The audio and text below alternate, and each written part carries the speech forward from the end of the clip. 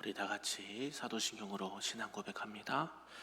전능하사 천지를 만드신 하나님 아버지를 내가 믿사오며 그 외아들 우리 주 예수 그리스도를 믿사오니 이는 성령으로 잉태하사 동정녀 마리아에게 나시고 본디오 빌라도에게 고난을 받으사 십자가에 못 박혀 죽으시고 장사한 지 사흘 만에 죽은 자 가운데서 다시 살아나시며 하늘에 오르사 전능하신 하나님 우편에 앉아 계시다가 저리로서 산 자와 죽은 자를 심판하러 오시리라. 성령을 믿사오며 거룩한 공회와 성도가 서로 교통하는 것과 죄를 사하여 주시는 것과 몸이 다시 사는 것과 영원히 사는 것을 믿사옵나이다. 아멘. 우리 다 같이 찬송 312장 너 하나님께 이끌리어 찬송합니다.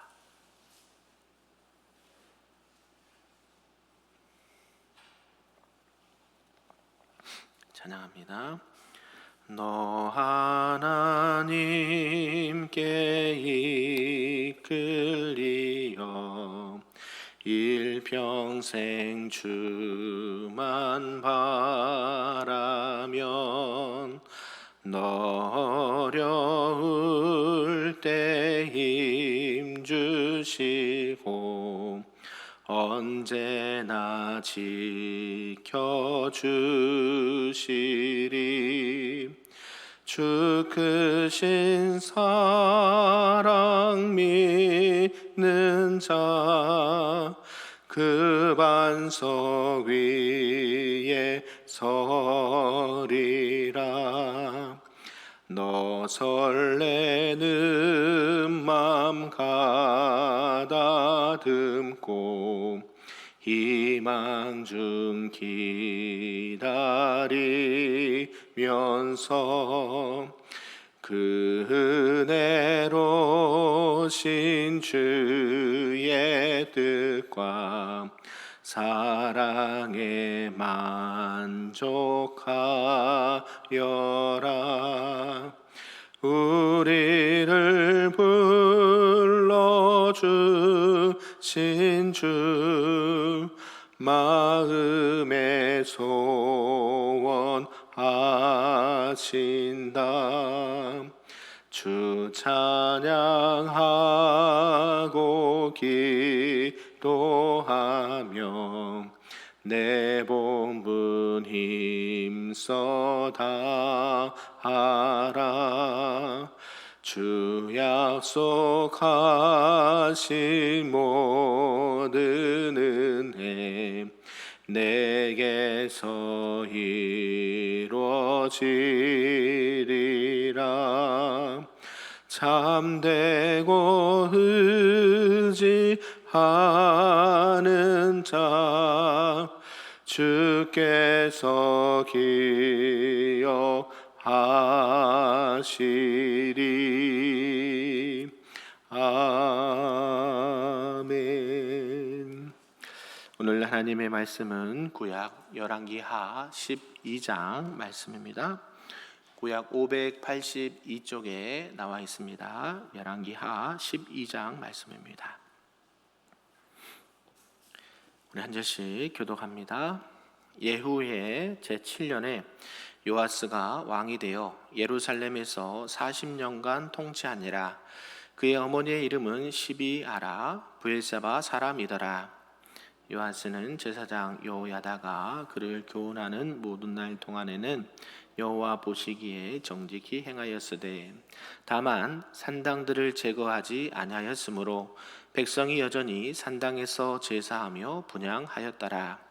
요아스가 제사장들에게 이르되 여호와의 성전에 거룩하게 하여 드리는 모든 은 곧 사람이 통용하는 은이나 각 사람의 몸값으로 드리는 은이나 자원하여 여호와의 성전에 드리는 모든 은을 제사장들이 각각 아는 자에게서 받아들여 성전의 어느 곳이든지 파손된 것을 보거든 그것으로 수리하라 하였으나 성전에 파손한 데를 수리하지 아니하였는지라. 요아스 왕이 대제사장 요야다와 제사장들을 불러 이르되 너희가 어찌하여 성전에 파손된 데를 수리하지 아니하였느냐. 이제부터는 너희가 아는 사람에게서 은을 받지 말고 그들이 성전에 파손한 데를 위하여 드리게 하라. 제사장들이 다시는 백성에게 은을 받지도 아니하고 성전 파손한 것을 수리하지도 아니하기로 동의하니라. 제사장 요야다가 한 궤를 가져다가 그것의 뚜껑에 구멍을 뚫어 여호와의 전문 어기 오른쪽 곧 제단 옆에 두매 여호와의 성전에 가져오는 모든 은을 다 문을 지키는 제사장들이 그 궤에 넣더라.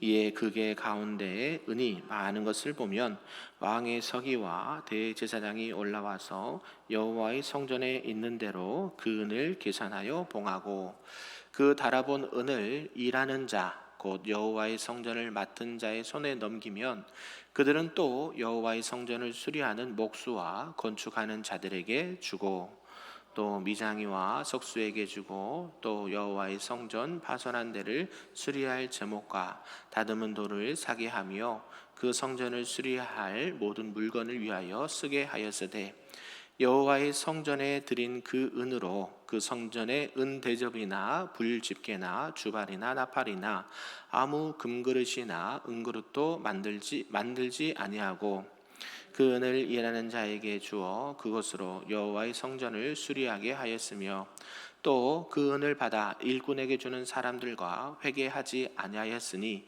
이는 그들이 성실히 일을 하였음이라. 속건제의 은과 속죄제의 은은 여호와의 성전에 드리지 아니하고 제사장에게 돌렸더라.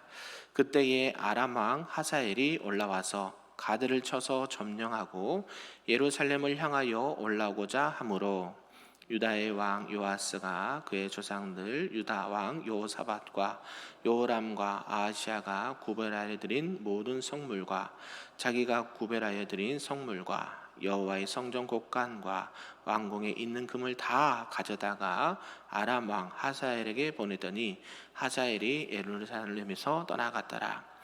요아스의 남은 사적과 그가 행한 모든 일은 유다 왕 역대 지략에 기록되지 아니하였느냐. 여호와의 신복들이 일어나 반역하여 실라로 내려가는 길 가에 밀로 공에서 그를 죽였고 같이 있습니다. 그를 쳐서 죽인 신복은 시므아세 아들 요사갈과 소멜의 아들 요사바드였더라. 그는 다윗성에 그의 조상들과 함께 장사되고 그의 아들 아마샤가 그를 대신하여 왕이 되니라. 아멘. 할렐루야. 아멘. 오늘 새벽에도 하나님의 크신 은혜가 우리 모두에게 충만하시기를 주님의 이름으로 축복합니다. 아멘. 네, 오늘은 이제 열왕기하 12장 말씀입니다. 어저께 간신히 목숨을 구했던 어린 왕자 요아스가 유다를 다스리고 통치하고 또 죽음을 맞게 되는 모든 과정들을 말씀하고 있습니다. 오늘 12장 말씀은요, 이제 남유다 왕국의 유다의 제8대 왕으로 통치를 한 이 요아스에 대해서 말씀을 하고 있고 또 그의 그 통치 안에 종교적으로 또 정치적으로 상황이 어떻게 이어지고 또 그의 죽음이 어떻게 죽음을 맞이하게 됐는지를 말씀하고 있습니다. 특히 이제 그의 사역들은 그의 통치는 이제 여호야다와 함께 이렇게 통치를 하게 되었고요. 또 그 후에 언급된 그의 정치적인 사업은 또 불신앙적인 범죄로 말미암아 악을 행하였다라는 것을 이어서 같이 말하고 있습니다. 내용을 좀 구분해 보면요, 1절에서 3절까지는 요아스가 이렇게 정치를 했다라는 것을 말하고 있고 또 4절에서 8절에 보면 이제 성전 망가지고 깨어진 성전을 수리를 명하는 요아스를 말하고 있고요. 또 그 이어서 9절에서 10절까지는 성전이 수리되는 과정을 말씀하고 있고 그 위에 17절에서 끝절까지는 이제 아람 왕 하사엘이 침입을 하였고 또 요아스가 최후를 맞이하게 되었다라는 말씀으로 이렇게 구분을 할 수가 있습니다. 요아스는 태어나자마자 무엇을 경험하면서 태어났냐면 하나님의 크신 구원의 은혜를 입고 태어나게 되었습니다. 한 살짜리가 뭘 알겠습니까? 간신히 누군가의 도움으로부터 생명을 부지하게 되었고, 또 이 7살이 되었을 때에 유다 왕입니다 그러면서 왕으로 등극을 하게 되는 그런 삶을 살았다라는 것이죠. 처음부터 태어나면서 그의 삶은 하나님의 전적인 은혜로 시작하게 되었다는 것을 알 수가 있습니다. 특히 이제 아달랴의 손에서 극적으로 구원을 받았고요. 또 감격스러운 즉위식을 또 이렇게 치르기도 했습니다. 이제 아달랴로부터 왕권을 빼앗은 요아스는요, 흩어져 있던 유다를 다스리고 또 재정비하는 데 온 힘을 쏟았습니다. 그리고 이 요아스 이후에 근 100년 동안 유다는 평온하게 지낼 수 있었다라는 것을 알 수가 있습니다. 그러면서 오늘 이런 전체의 내용을 통해서 우리에게 주신 말씀 좀 몇 가지로 살펴보도록 하겠습니다. 특별히 첫 번째는 요아스가 40년을 통치했다라고 우리가 보는 것이죠. 역대 유다 왕들 중에 7살에 왕에 등극한 사람 요아스가 유일합니다. 그리고 7살에 왕이 올라서 40년간 통치를 했다. 그러니까 언제 죽었다는 것을 알 수가 있을까요? 47세에 죽었다는 것을 알 수가 있죠. 그는 자신의 고모부이고 또 은인이고 스승이었던 이 대제사장 여호야다가 이렇게 생존하면서 그의 가르침과 교훈을 받으면서 통치할 때는 바르게 행동하고 바른 신앙과 또 여러 가지 행동들을 했던 것을 보게 됩니다. 그래서 이 요아스는 이 여호야다의 가르침에 안에서 하나님 말씀에 순종한 것을 보게 되죠. 그런데 그만 이제 여호야다도 하나님께서 데려가시고 난 이후에, 죽고 난 이후에 이제 요아스도 점점 변하기 시작했다라는 것을 알고 있고요. 또 점차적으로는 여호와의 말씀에 불순종하는 것을 보게 됩니다. 그리고 백성들 같은 경우는요, 이 바알의 제단을 또 회파했고 여호와가 이렇게 금지했던 산당은 제거하지 못했다라고 성경은 말하고 있습니다. 그런 것까지 다 제거하면 참 좋았을 텐데요. 그 불신앙의 뿌리를 제거하는 것은 참 쉽지가 않은 것 같습니다. 그래서 왜 그런가 봤더니 이 요아스뿐만 아니라 많은 선조들 왕들도 그것만은 건들지 않았다라는 것을 알고 있고, 또 그것을 그렇게 대수롭게 생각하지 않았다라는 것이죠. 그러나 이것은 분명하게 하나님께서는 악으로 또 죄악으로 금한 그런 것이었다라는 것은 사실이 없는 팩트라는 것입니다. 그러면서 요아스가 이 성전 수리를 명령하는데요, 성전 수리를 계획하는 그런 것을 세웠습니다. 바알을 숭배하는 이 아달랴가 통치했던 이 6년 동안, 그동안 여호와 하나님이 계신 또 여호와 하나님 앞에 제사드리고 예배드렸던 이 6년 동안의 성전이 많이 파손되었고 손상되었기 때문에 이스라엘 백성들이 다시 한번 이 신앙으로 하나 되는 공동체성을 회복하기 위해서 이렇게 성전을 이렇게 공사하고 회복하는데 이렇게 주력을 다했다라는 것을 알 수가 있습니다. 그래서 요아스는 자신의 계획을 위해서 물질적인 필요가 있었다라는 것이죠. 공사가 그냥 되지 않지 않습니까? 그래서 백성들에게 성전의 헌금으로 바치는 각종 은을 모아다가 수리를 하고자 했고요. 또 이러한 계획을 제사장들에게 알렸고 헌금된 은으로 성전 수리를 하도록 명을 내렸습니다. 이 성전 수리에 대한 이 왕의 명령은 그가 왕으로 통치한 지 23년이 되기까지도 이루어지지 않았다라고 성경은 말해요. 그러니까 왕이 명령을 했는데 성전 수리를 못하고 있었다라는 것이죠. 오랜 기간 동안. 그래서 이 요아스 왕은 이제 제사장들 다 불러 모아가지고 이제 성전 수리 작업에 진척이 없는 것을 이렇게 지적을 합니다. 그리고 나서 그는 이제 새로운 계획을 이 제사장들에게 제안을 하죠. 결국 이 백성들이 직접 성전 수리하는 헌금을 내되 이것을 제사장들이 관여하지 못하게 하고 또 성전 수리의 책임도 제사장에게 부과하지 않았다라는 것입니다. 그리고 다만 이 성전을 수리하는 실무자들이 담당하도록 했고요. 또 이런 제의를 제사장도 흔쾌히 수락을 했습니다. 왜냐하면 돈을 걷고 관리하고 이런 것들은 제사장들이 평상시에 하는 일인가요? 아닐까요? 아니죠. 제사장은 무슨 일입니까? 하나님 앞에 제사 드리는 이제 주 업무가 있다라는 것이죠. 그러니까 교회 안에도 참 다양한 이렇게 사역들이 있는 것을 보게 됩니다. 목회자도 그렇고 또 중직자들도 그렇고 각자 위치에서 자기에게 맡겨진 일들이 따로 있다라는 것이죠. 그러면서 이제 두 번째가 요아스가 이제 성전 수리하는 것을 계속 말씀하고 있는데요. 이제 대제사장 이 요야단은요, 이 요아스의 명령대로 이제 구멍 뚫린 큰 나무 이렇게 잭을 성전 문 옆에 두고 이 백성들이 이 성전 수리를 위한 헌금으로 은을 가지고 와서 제사장에게 주면 제사장들은 그 은을 궤짝 구멍에 넣었다라는 것이죠. 그러니까 들어진 헌금을 모았다라는 것을 알 수가 있죠. 그래서 다 채워지면 왕의 비서와 대제사장이 그 은을 계수한 이후에 성전을 수리하는 감독자에게 그 은을 넘겨주었다라는 것이죠. 왜 그럴까요? 일하는 사람들에게 뭐가 들어가요? 품삯이 들어가잖아요.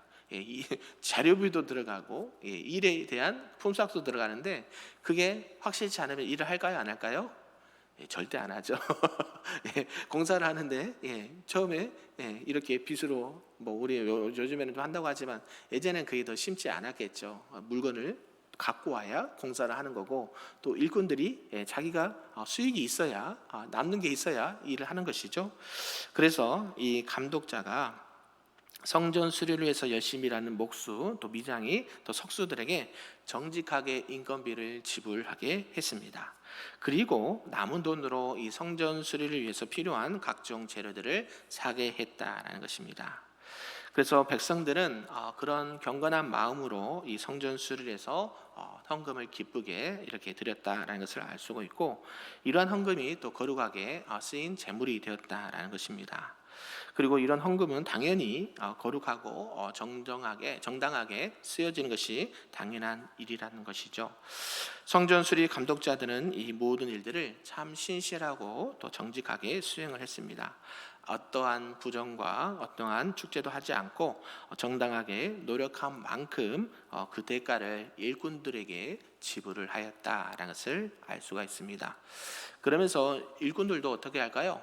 최선을 다하겠죠. 내가 일한 만큼 받으니까 또 하나님의 여호와의 성전을 다시 이렇게 회복시키고 아름답게 꾸미는 일이었기 때문에 또 왕도 지시한 내용이었기 때문에 기쁘게 일을 하고 모든 백성들과 일하는 모든 사람들이 한 마음으로 일을 잘 감당했다라는 것입니다. 그리고 그렇지만 또 백성들이요 부지 중에 범한 죄 또 이웃에 관한 과실을 사함받게서 드린 이 속건제 은과 속죄제 은은 따로 분리를 했다는 것이죠. 그래서 성전 수리하는 것에 들여지지 않았고요. 이들이 드렸던 예물들은 제사장들의 생활 보장을 해서 오늘날로 말하면 목회자 사례가 되겠죠. 여기서 제사장들에게 돌리도록 조치를 했다는 것이죠. 그렇게 참 지혜롭게 일을 하는 것을 보게 됩니다. 여기까지만 성경이 기록되면 참 좋을 텐데요. 마지막 세 번째는 요아스의 죽음을 이야기한다라는 것이죠. 이때 당시에 이제 좀 어느 정도 안정이 되고 성전도 다 어느 정도 공사가 끝나갈 때쯤에 아람 지역의 이 하사엘이라는 왕이 이렇게 자신의 세력을 극대화해서 이스라엘을 침공합니다. 그리고 그 여세로 유다의 해안을 따라서 이 남유다로 침공해 오는 것이죠. 그래서 블레셋의 도시 중에 하나인 이 가드도 공략하였고 거기를 점령했다라는 것입니다. 그만큼 지금 하사엘이 신흥 강국으로 북이스라엘뿐만 아니라 남유다에게도 이런 공격을 해오면서 어려움을 주고 있다라는 것이죠. 그래서 이 요시야 왕 큰 위기에 처하게 됐습니다. 그래서 이 하사엘이 유다를 공격하기 위해서 전위대를 예루살렘에 파견합니다. 다급해진 요아스가 어떻게 하는가 봤더니요 전쟁을 하면 안 되겠다라고 생각이 들어서인지 하사엘의 환심을 사기 위해서 위험을 모면하고자 했다라는 것입니다. 근데 그 했던 방법이 뭐냐면 자기가 가지고 있고 국가가 가지고 있는 수많은 보물들을 이 하사엘에게 조공으로 바치게 되었다라는 것이죠.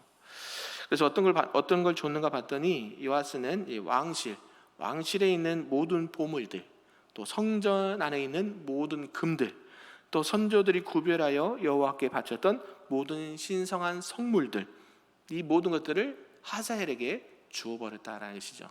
그러니까 쓸 거는 남겨두고 줘야 되는데 다 줬다는 것이죠. 그래야 목숨을 유지할 수 있고 나라가 안정을 찾을 수 있겠다라고 생각한 것이죠. 그러면서 이제 하사엘이 더 이상 이제 거둘 게 없잖아요. 그걸 받고 철수를 해 줍니다. 결국 요아스 왕은요, 이 왕국 내에 모든 보물들과 귀중한 것들과 함께 생명을 바꾸는 그런 꼴이 되어 버렸다라는 것이죠. 그래서 요아스가 그로 인해서 어떻게 되는가 봤더니 점점 여호와와 멀어지게 되었고요. 나라가 부강했던 나라가 약해지게 되었고 또 고초를 당하게 되었다라는 것을 알 수가 있습니다. 이 부분이 역대 상하에도 계속 나올 거고요. 또 나중에 보면 이 요아스가 누구까지 살해를 하게 되냐면 스가랴 선지자도 죽이는데 이렇게 일을 담당합니다. 하사엘에게 조공을 바친 요아스의 행적은요, 백성들에게 큰 반감을 사기에 충분했습니다. 왕이 싸워보지도 않고 뭐 이렇게 대면하지도 않고 어떻게 협약을 한 것도 아니고 그냥 있는 거 다 줘버렸으니 백성들은 더 살기가 힘들어졌겠죠. 그것뿐만 아니라 큰 일을 하나 했는데 아까 말씀드렸처럼 요아스가 이 대제사장 요야다의 아들이었던 이 스가랴를요 성전뜰 안에서 쳐 죽이는 행위를 행했다라는 것이죠. 우리가 스가랴서가 어디 있습니까? 스가랴 말라기 구약 선지서 중에 하나잖아요. 이 선지자를 죽였다는 것이죠. 그래서 백성들은 큰 충격에 빠져 있었습니다. 요야다는 이 요아스를 구해준 사람이고 또 7살 때부터 왕이 되었으니 옆에서 조력자 역할을 했던 사람이고 그렇게 자신에게 은인이었고 도와줬던 그 삼촌의 어때요? 아들을 죽이게 되었다라는 것이죠. 결국 이런 것들이 모든 백성들에게 적대감이 날로 팽배해졌고요. 그러던 어느 날 요아스가 이슬라라는 지역으로 가던 중에 밀로의 궁에서 자신의 밑에 있던 신복들, 부하들에게 의해서 암살을 당하게 됩니다. 참 안타깝죠. 요아스를 암살한 장본인이 요사갈과 요사바드였다라고 성경은 기록을 하고 있습니다. 왜 요아스를 죽였는지는 정확하게 여기에는 기록되어 있지는 않지만 분명히 자세하지는 모르지만 아까 말씀드렸듯이 국가에 있는 모든 것을 다 털어서 줘버리고 싸워보지도 않고 그냥 패배를 선언한 것과 마찬가지였고요. 또 그것뿐만 아니라 스가랴 선지자도 죽이는 그런 하나님 보시기에 악을 행했던 이 요아스를 참지 못했다라는 것이죠. 결국 백성들 원성뿐만 아니라 자신의 밑에 있던 신복들도 감당하지 못했다는 것이죠. 그래서 왕이 정말 잘못된 통치를 하고 있구나라는 이 반감을 가졌기 때문에 요아스를 암살하지 않았나라고 우리가 생각해 볼 수 있습니다. 이렇게 죽은 이제 요아스 다윗 성의 장사가 되었고 또 이제 유다의 왕위는 그의 아들인 아마샤가 왕위를 계승하게 되었다라고 말합니다. 사랑하는 성도 여러분, 오늘 말씀을 통해서 우리가 살펴보는 것은 결국 요아스 왕도 처음에는 하나님 보시기에 선한 일들, 보시기에 좋은 일들을 행했던 왕이었습니다. 그러나 그 하나님 앞에 바로 서지 못하고 결국 자신을 신앙적으로 또 환경적으로 지도했던 요야다가 없어지면서 자기 스스로 서지 못하는 것을 보게 돼요. 누군가의 도움으로 인해서는 얼마든지 일을 할 수 있습니다. 그러나 자기 혼자 스스로 말씀을 이해하지 못하고 하나님이 무엇을 기뻐하는지를 분별하지 못하는 어리석음이 있었고 또 위기가 닥치면 그 위기를 지혜롭게 하나님의 세우신 왕처럼 굳세게 또 담대하게 헤쳐나갈 수 있는 능력이 부족했고 또 하나님 보시기에 스가랴 선지자를 죽이는 것이 아마 결정타가 아니었나 생각을 합니다. 우리가 신앙생활할 때요, 남의 도움과 이렇게 옆에 주변에 있는 분들에게 함께 이렇게 하는 것은 매우 중요합니다. 그것보다 그런데 더 중요한 게 뭐냐면 나 혼자 스스로가 하나님과 대면해서 하나님의 일들을 감당할 수 있는 역량이 되어야 된다는 거예요. 예, 하나님 주신 영적인 파워도 있어야 되고 또 환경적인 힘도 있어야 됩니다. 왜요? 우리는 하나님 앞에 쓰임받는 하나님의 영적인 지도자들 아니겠습니까? 가정에서도 교회에서도 또 직장과 사회에서도 저와 여러분은 그냥 일반 사람이 한 사람 중에 아닙니다. 저와 여러분들 하나님께서 특별히 많은 수많은 사람들 중에 택해서 하나님의 백성 삼으시고 여러분이 삶의 현장에서 곳곳에서 파송받은 하나님의 사람들이라는 것을 꼭 잊지 않으시기를 소망합니다. 그래서 저와 여러분들이 신앙생활 할 때에 그냥 평안하니까 아우 좋아라 거기에 만족하지 않고 언제든지 위기와 언제든지 어려움은 다가올 수가 있습니다. 그때 대처할 수 있는 신앙으로 말씀으로 대처할 수 있는 영적인 파워를 기르시기를 주님의 이름으로 축복합니다. 그래서 여러분들이 늘 말씀을 가까이 하고 또 순종하는 훈련도 하셔야 되고 또 기도하는 훈련도 하셔야 되고 여러분들이 실제적으로 여러분들이 모든 어려움을 돌파할 수 있는 그런 성령의 능력도 경험하시기를 소망합니다. 세상이 만만치 않습니다. 교회에는 더 말할 것도 없고요.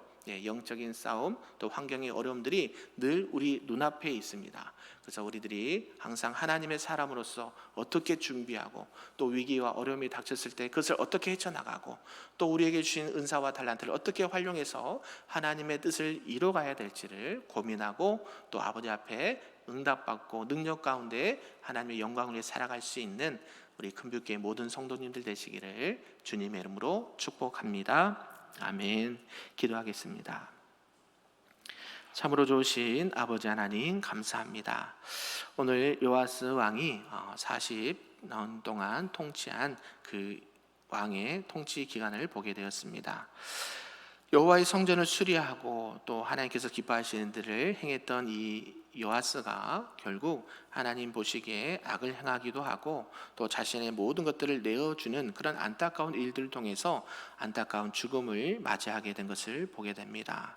하나님, 우리가 늘 깨어있게 하시고 말씀과 기도로 훈련받게 하셔서 어려움 중에도 힘든 중에도 인생의 수많은 고난과 역경 속에서도 하나님께서 주신 지혜와 능력으로 그것을 돌파하며 하나님의 영광을 나타내는 데에 우리가 귀하게 쓰임받을 수 있도록 하나님의 사람으로서 영적인 리더들로서 쓰임받을 수 있도록 은혜 더하여 주시옵소서.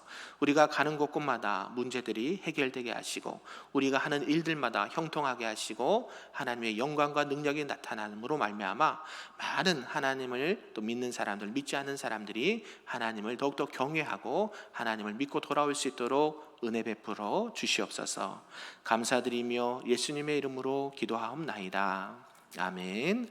하늘에 계신 우리 아버지여, 이름이 거룩히 여김을 받으시오며 나라가 임하시오며 뜻이 하늘에서 이루어진 것 같이 땅에서도 이루어지리다.